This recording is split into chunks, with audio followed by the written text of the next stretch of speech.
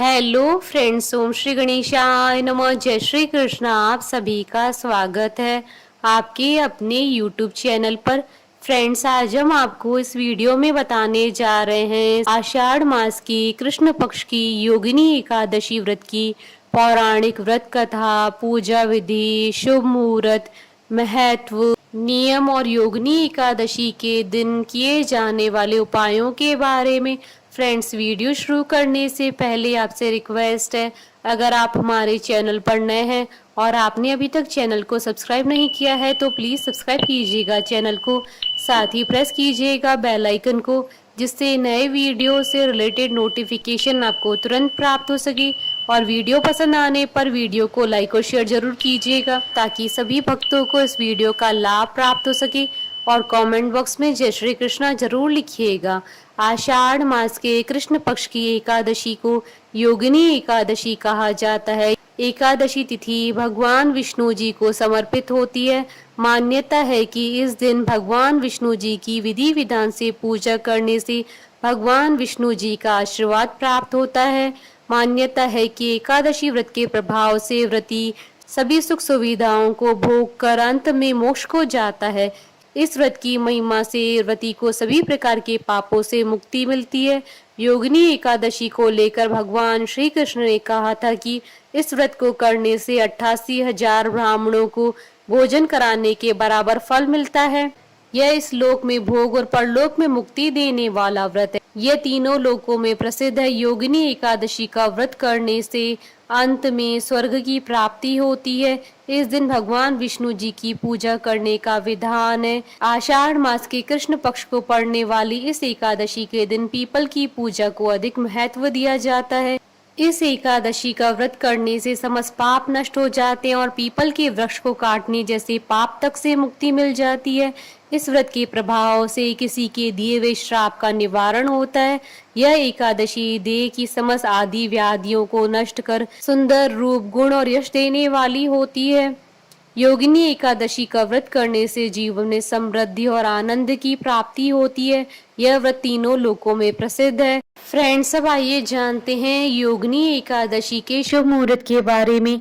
हिंदू पंचांग के अनुसार इस बार योगिनी एकादशी 24 जून 2022 शुक्रवार के दिन है। आषाढ़ कृष्ण एकादशी तिथि प्रारंभ होगी 23 जून 2022 को रात्रि 9:41 पर और आषाढ़ कृष्ण एकादशी तिथि का समापन होगा 24 जून 2022 को रात्रि 11:12 पर। व्रत पारण का समय रहेगा 25 जून 2022 को सुबह 5:41 से सुबह 8:21 तक और हरिवासर समाप्ति का समय रहेगा 25 जून 2022 को सुबह 5:41 पर।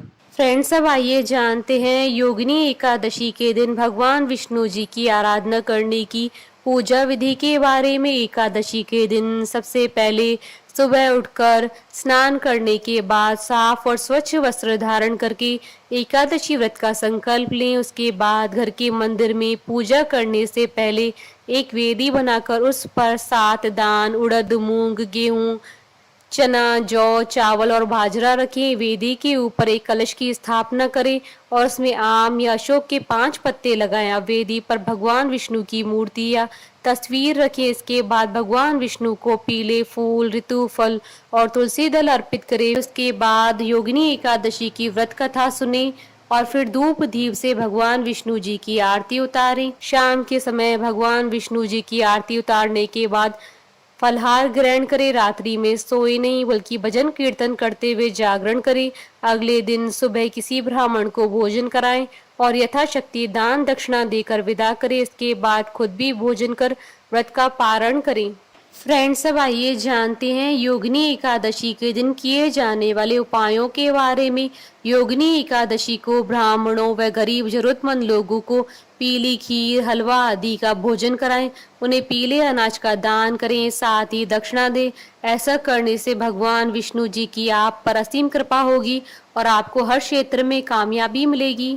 इस दिन विष्णु जी के पूजन के बाद तुलसी जी को गंगा जल चढ़ाएं।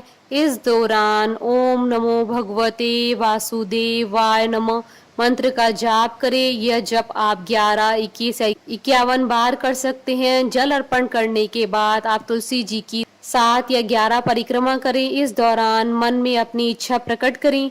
एकादशी के दिन सुबह पीपल के वृक्ष पर मीठा जल चढ़ाएं। इसे बनाने के लिए एक लोटे में थोड़ी सी चीनी डाल दें।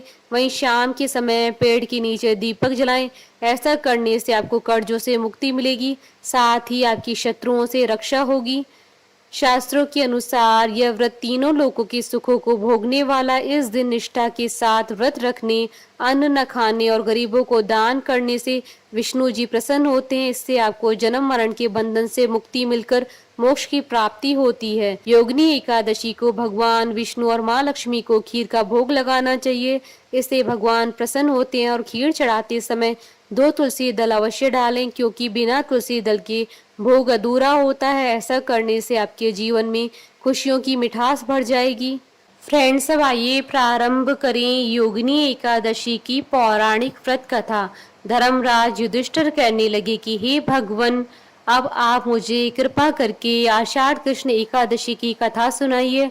इसका क्या नाम है, महात्म क्या है, यह भी बताइए। श्री कृष्ण कहने लगे कि हे राजन, आषाढ़ कृष्ण एकादशी का नाम योगिनी है।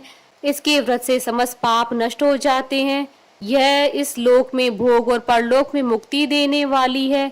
यह तीनों लोकों में प्रसिद्ध है।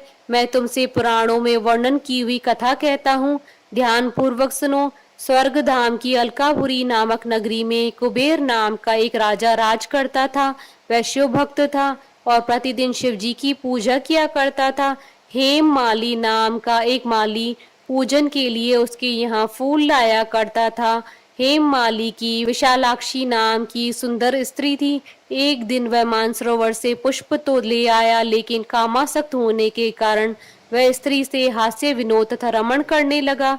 इधर राजा उसकी दोपहर तक राह देखता रहा। अंत में राजा कुबेर ने सेवक को आज्ञा दी कि तुम लोग जाकर माली के न आने का कारण पता करो, क्योंकि वह अभी तक पुष्प लेकर नहीं आया। सेवकों ने कहा कि महाराज, वह पापी अति कामी है, अपनी स्त्री के साथ हास्य विनोद और रमण कर रहा है। यह सुनकर कुबेर ने क्रोधित होकर उसे बुलाया। हेम माली राजा के भय से कामता हुआ उपस्थित हुआ। राजा कुबेर ने क्रोध में आकर कहा, अरे पापी नीच कामी, तूने मेरे परम पूजनीय ईश्वरों की ईश्वर श्री शिवजी महाराज का अनादर किया है। इसलिए मैं तुझे श्राप देता हूँ कि तू स्त्री का वियोग सहेगा और मृत्यु लोक में जाकर कोढ़ी होगा। कुबेर के शाप से हेमा माली का स्वर्ग से पतन हो गया। वह उसी क्षण पृथ्वी पर गिर गया। भूतल पर आते ही उसके शरीर में श्वेत कोढ़ हो गया। उसकी स्त्री भी उसी समय अंतर ध्यान हो गई। मृत्यु लोक में आकर माली ने महान दुख भोगे। भयानक जंगल में जाकर बिना अन्न और जल के भटकता रहा।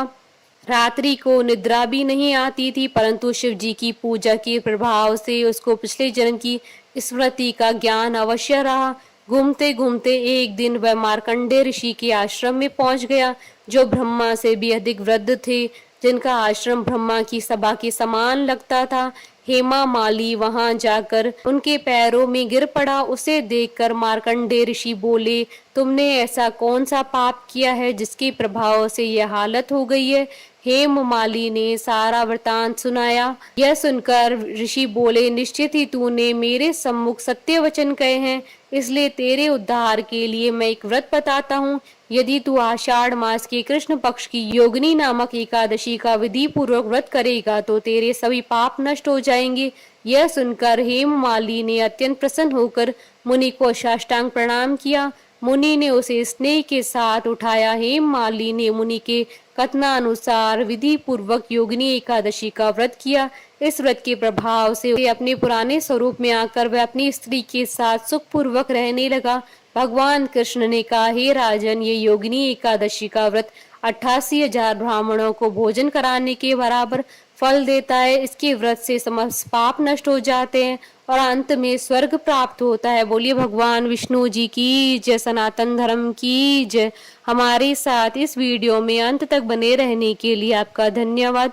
ओम श्री गणेशाय नमः। जय श्री कृष्णा।